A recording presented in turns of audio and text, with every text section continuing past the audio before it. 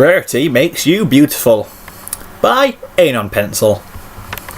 Of course, this one's gonna be fun. And I've been wanting to get to it for quite a while now. So here we go. This one's called A Very Hairy Situation Indeed. You stand outside of Rarity's boutique, eyeing the front door with distaste, but also desperation. It's been a little over a month since you got to Ponyville, and the situation has got too hairy for you to handle anymore. You really mean that too. Without a razor or anything sharp enough to form a razor's edge, you haven't found a way to get rid of any facial hair. Sure, a little beard might not be so bad, but this is growing down the back of your neck. It tickles your nose, and you're way past the sandpaper stage. Truth be told, you're bordering on Yeti status, and it's too hot this week for you to stand it anymore. It's time to face it. You need a shave. There's just one problem. In all your searching, you have yet to find any pony around here who actually shaves. All the horses are covered with hair anyway, as Twilight so bluntly put it, and why would there be any need to take any of it off? That would mean they're all naked. God damn it. You figured the spar down the way. Oh, hello. Down the way it might have something, but no luck. They mentioned something about hot wax, but you got the feeling they weren't referred to some sort of beauty treatment. You could check yourself into a hospital, where you know they must have razors for surgeries, but with those healthcare premiums, as if. So instead, here you are. You have nowhere else to turn, and with all Rarity's beauty knowledge, and need a sharp implements for sewing purposes, maybe she can help you. The two of you have never really seen eye to eye before, or even spoken much, but Twilight said she was a good friend, a good and generous friend, always willing to lend a hoof. It's worth a shot at the very least.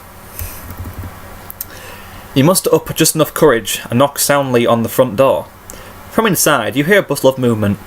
Then a melodic sing... Fucking hell. Piss off, you bastard cold. You hear a bustle of movement, then a melodic voice rings out. Coming! Just a moment! It's like grandma. You wait patiently until you hear Rarity's hoof steps approaching the door. For a split second, you wonder if this might be a terrible mistake. But the door opens before you can change your mind, and it's too late. You put on your best smile as Rarity looks up. Ooh, hello. You put on your best smile as Rarity looks you up and down, then beams at you. Why, Anon! What an unexpected surprise! Hi Rarity. You mumble out, smooth as ever. Gentleman. I was just around and I had wondered, could I possibly come in? His smile doesn't falter for a second as she steps back for the entrance of our boutique. But of course, my dear. Come right inside. Sorry for the mess, but I'm working on a new dress design. I'm happy to help with whatever is troubling you. As you step forward, you see several rolls of fabric leaning against the wall, with more scraps of similar hues across the floor too. A pale model of a horse without features or expression stands draped in a silver cloth, pins sticking out of it at odd angles. Other than that, you don't see much of a mess, and Rarity looks like she's just stepped out of a salon. You have a moment of jealousy over how well she seems to deal with stress. Thanks, you say, try not to mule this time. I don't mean to disturb you, especially in the middle of a project. Oh, not at all, not at all, she says with a wave of her hoof, as she shuts the door behind you. I'm always glad for company, and you'll be a great welcome distraction. You're not sure where to sit, considering you only see a bed in one corner, a strange therapy-style couch on one wall, and just a whole lot of horse mannequins everywhere else. You're even tempted to sit on the floor, but instead decide on watching Rarity to see what she'll do. So, she says brightly, would you like some tea first, or is this business urgent? Fashion related? Questions about your new life in Ponyville? Really, I'm all ears.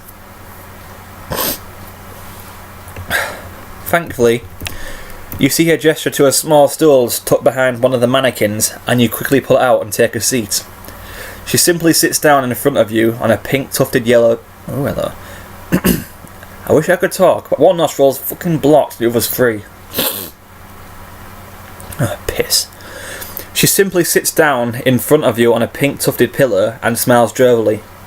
You'd never know that the two of you weren't best of friends. Actually, you say haltingly, I had a question about, how to say, beauty treatments. Her smile flickers and she tilts her head. Beauty treatments? Pardon me, Anon, but I'm not sure I understand what you mean. It's just... You go on, stumbling over almost every word. Back on Earth, humans have all sorts of beauty tools and techniques in order to take care of their appearance. Girls have makeup, like a paint for their eyelids, lips and cheeks. Guys that tend to wear that stuff, but they do try to keep themselves groomed, you know. They do their hair nice with gel, and they may even treat their acne sometimes if they're not a slob, and then they shave. She nods, seeming to keep up with you thus far, but she falters a little on the last word. You rush to explain further. Humans really care a lot about their facial hair. Some people wear beards. Just a lot of facial hair on the chin. Some wear a moustache, which is right below the nose. I've seen some fake ones that Pinkie Pie used, in fact. But more often, humans like to shave the hair on their face off. Some people just look better that way. And I'm one of those people. You point to your uneven beard. I'm bad at growing beards, you say. It doesn't come in evenly, it's patchy. It has a red streak in it, and it itches. Oh my fucking god, it itches bad. So bad. It's hot and uncomfortable. Food gets stuck in it. I'm just one of those people who shouldn't have a beard. But in order to take it off, I need a razor. Or something that'll cut the hair super close to the skin to get rid of it entirely. And I haven't been able to find anything like that. I see, Rarity says with a nod. So you are thus unable to go out on your daily grooming routines in a way that suffices you. Or satisfied, whatever. You nod vigorously, and Rarity gives you a sympathetic frown. 1 second. It's really weird doing a reading without a cappuccino in my hand.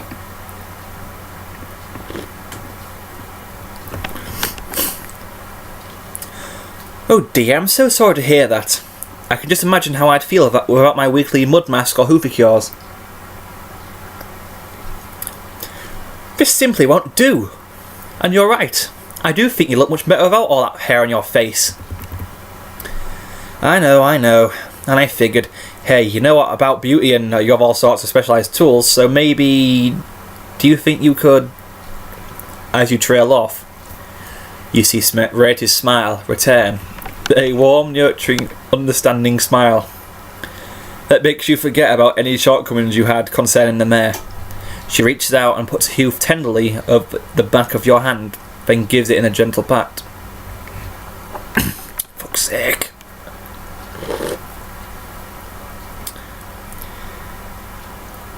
Anon, you've come to the right mare. I can have you fixed up in a jiffy. You're sure she can see the excitement that creeps onto your face? Really? Why, of course. Some clothing requires extra fine blades, and I've used them to shape fabric before without much of a problem. My hooves are steady, and I know what I'm doing with my tools, so I'm confident in saying I could give you a marvellous beauty treatment. You blink at her. Wait, she could give you a beauty treatment? Oh, you say, a little surprised. You mean, I just figured I could borrow some things from you and... Yeah. Oh, nonsense. She says with another dismissive... I'm going to tear off my lips in a minute. She says with another dismissive wave of her hoof. I'd be happy to do it. Especially if you've been stressing about it so much. Every pony needs a little pampering now and then, and I know how to both enjoy and give a good spa treatment. You can even recline on that sofa over there while I do it, just and relax.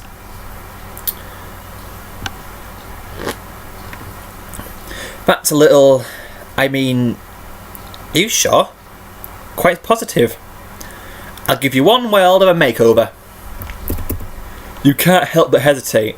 On one hand, you do barely know... On one hand, you do barely notice Mare, even if she seems nice. Could she be messing with you? Taking advantage of your desperation? That little dragon, maybe Spike was his name, did trick you into dusting a whole castle by telling you it was a royalty-bound duty as a friend of Twilight. You're still not speaking to him. On the other hand, these last few weeks have been intensely stressful. You've been worrying about living in this new place, been stressing about your looks, trying to adapt. All at once, you can feel the weight of your entire troubles pressing down on you. Right then and there. Maybe trust is a good thing. Maybe you need to let go. Simply for a little while. And allow someone else to be in control. Who better than someone that thrives under pressure? Like Rarity. Okay, you say skeptically. But just don't dye my hair purple or anything like that. Rarity sighs placentingly. And gives a roll of her eyes. Darling, I promise you that I will only be removing hair, not styling it. And only the hair on your face. I do believe the stuff on the top of your head looks marvellous as is. Besides, blue is much your colour. Now go on and sit down. I'll get you prepped.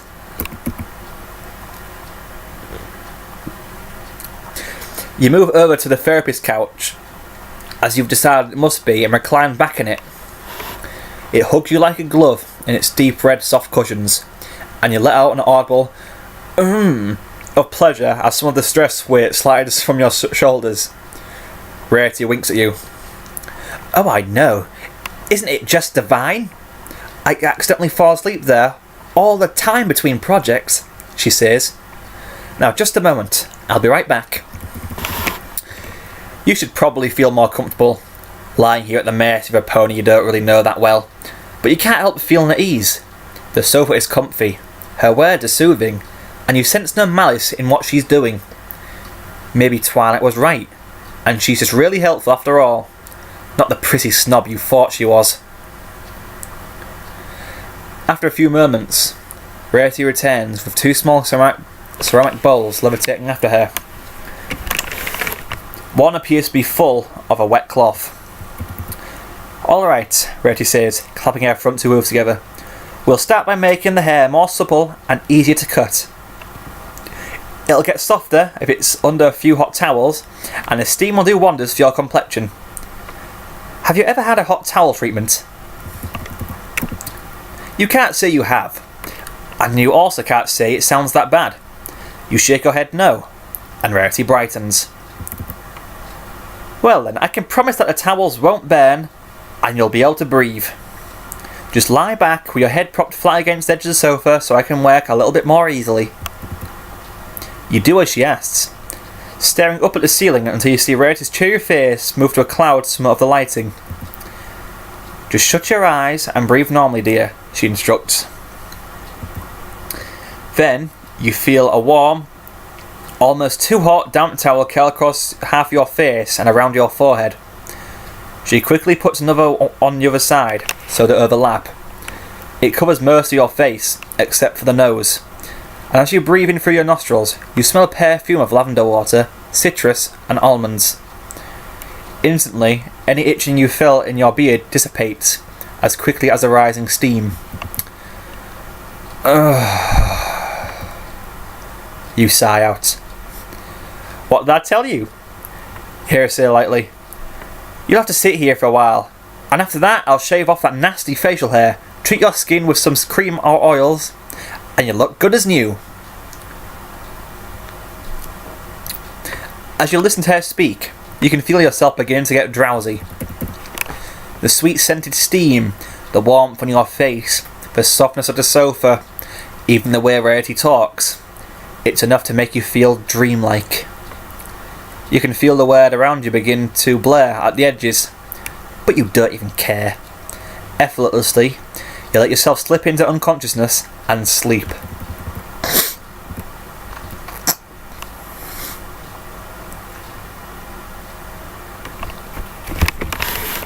You're not sure how much time has passed before you wake up, but it's one of the most delightful naps you've ever had. Your eyes open slowly, and even at just that, you can feel that your eyelids are renewed. It's like your skin has been completely rebuilt, and every individual facial expression feels brand new. It feels clean, pure, all pressed into place. And that's only from your initial smile as you wake. With a muted yawn and stretch, you raise your head from the sofa and glance around Rarity's workroom. Sure enough, you see her a few feet off, sewing away on the new dress she'd put on hold in order to help you. "Hey," you say dreamily. "Sorry about falling asleep on you like that." She turns to look at you, and instantly joy rushes to her features. "Oh good, you're awake," she says. "You seemed so tired after that first towel treatment that I just let you sleep. I was ever so careful as I did the shaving. I hope it's still to your expectations?" "I'll say. My whole chin feels lighter." With these words, you reach up and run your hand over your chin. There's no stubble, no stray hair, no shaft skin. Instead, you feel your own smooth chin, like an old friend you have not seen in weeks. You run your hand over the rest of your lower face too, and you can feel the sharp edges of the sideburns, not too long, not too short, and you can also feel how soft your skin is from whatever cream she used on you, and you honestly can't think of another time when you felt so baby-faced. Yes, indeed, everything seems... You pause briefly as your hand presses over your forehead. Wait. Something's not right here.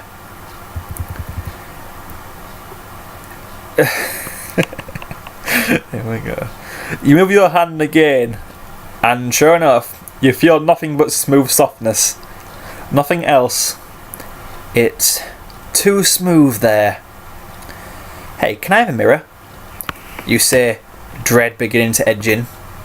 Rarity nods and points to one on the wall. You practically leap off the sofa and rush to the mirror, frantic to see if it's true. What you see is enough to make you yelp in shock. It's true. Rarity did shave off all of your facial hair. All of it. Including your eyebrows. "What the shit, Rarity?" You practically shriek. She jumps at your sudden tone change. I beg your pardon? "What the fuck did you do?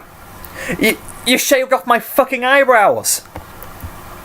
"Well, of course," she says. You turn to look at her, but she's already rolling her eyes.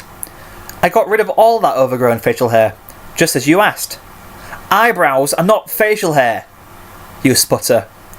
"They're hair, and they're on your face, thus facial hair." "Okay, well, they're still a part of my face, not just excess hair. I just wanted you to get the beard." "Well, honestly, darling, you should have said that," Rarity says with another eye roll. "How was I supposed to know what parts you want to keep? Besides, I think you look better this way. But it looked a bit disgusting, like a pair of chipmunks were hibernating on your face." This is enough to give you pause. You're almost trembling with rage. "Are you fucking kidding me? Better?" you shout. "I look like some kind of weird plastic love doll. I look like a wax dummy before any hair is added. I look like my whole face is just a soft underside of a fucking salamander." "You seem angry," Rarity says with a tilt of her head. "Oh, what's the first fucking clue?" "Well, to be honest, it's a little bit hard to tell," she admits with a shrug. "Your voice says angry, but your face says... calm." "That's because I have no damn eyebrows," you yell. "I can't even glare at you right." "If it bothers you that much," she says soothingly, "I have some items here that could help me draw on a new pair." "Oh please, I'm not a chubby girl in the gang."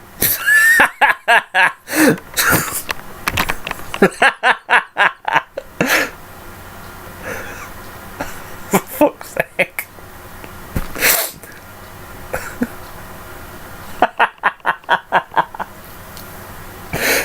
Oh, fuck me.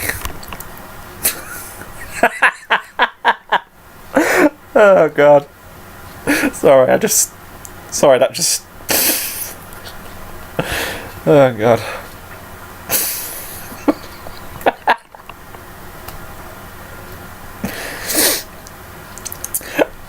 And I'm not a drunk teenage white chick. That won't work for me.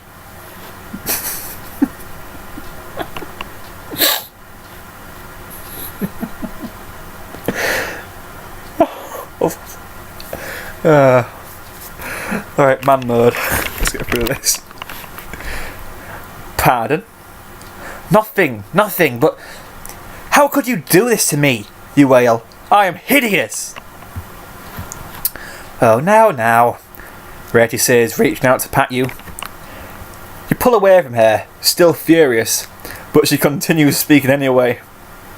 I said I thought you looked better, and I meant that.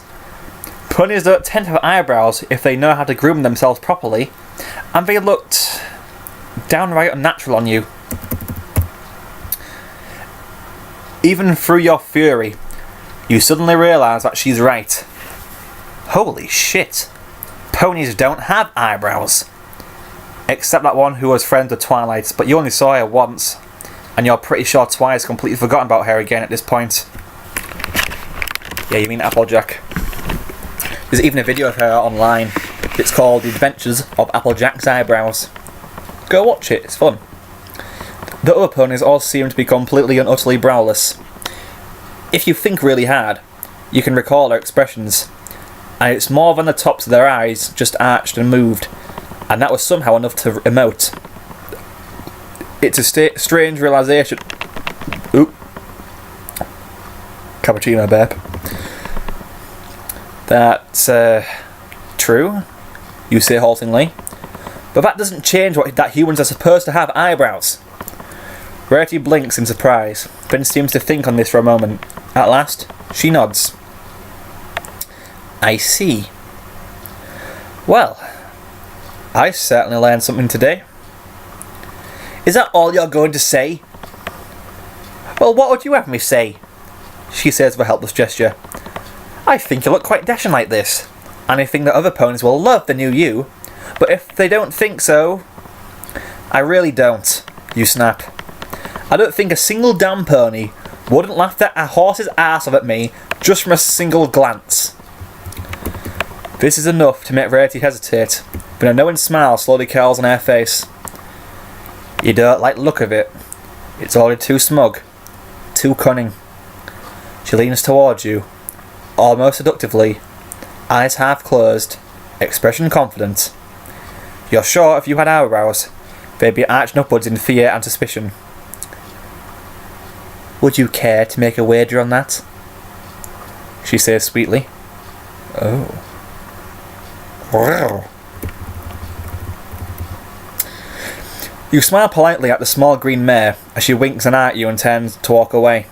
She glances back one more time, blushing, and waves a hoof like a schoolgirl saying hi to a senpai who finally noticed them. You wave back at her, doing your best to hide your bitterness, then quickly stuff the third unsolicited phone number you've gotten tonight into your pants pocket. Grumbling to yourself, you signal the bartender to get you a third glass of red wine for Rarity at the end of the bar. Well, she says, sidling up to you with a triumphant grin. Did I not say that ponies would think you more attractive this way? I still think I look ridiculous, you growl, mostly upset at being browbeaten. And I'm sorry for that. Really, I am. But you can't argue with the results, she chirps. You're the toast of the town tonight, I dare say. And you'll have to beat off mares with a stick now. And all it took was a little alteration in the right places.